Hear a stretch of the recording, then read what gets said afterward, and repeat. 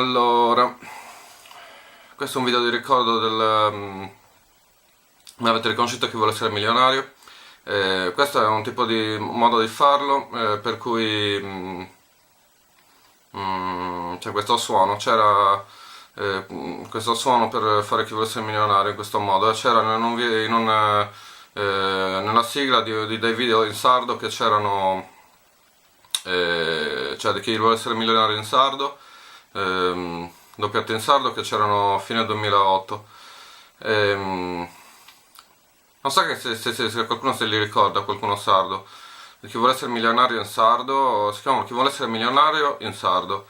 Erano doppiati in sardo ed erano troppo fighi. Verso fine 2008 io li vedevo. Solo che poi li hanno tolti per diritti televisivi e non l'ho più visti. Se qualcuno si ricorda, se li ricorda, magari scriva un commento. Se qualcuno magari... Scusate, sto sudando che c'è caldo. Se magari qualcuno conosce gente che ce l'ha salvato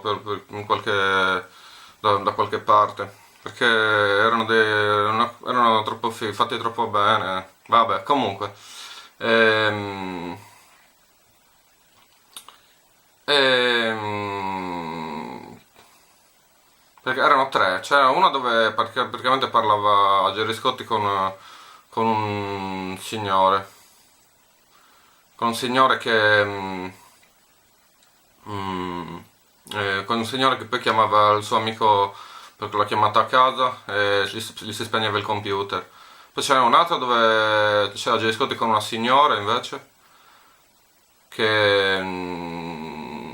e poi c'era un altro dove c'era uno che diceva praticamente di che colore era il cavallo bianco di Napoleone, e le risposte erano o varie, lui sbagliava, e praticamente quello era doppiato su invece quello originale che era fatto invece, che era stato invece che chiedevano quanti erano i cuccioli di Dalmata rapiti nella carica dei 101. La risposta era non era 101 ma 99, e lo sbagliava. Se qualcuno si ricorda quella puntata, scriva.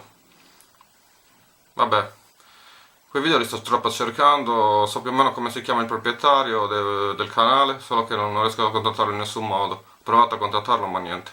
Comunque è di Carboni il proprietario del canale. E si chiama Paolo Fai, mi ricordo il nome del canale. Boh, se qualcuno abbia notizie mi dica. Comunque è iniziata l'estate, buona spiaggia a tutti.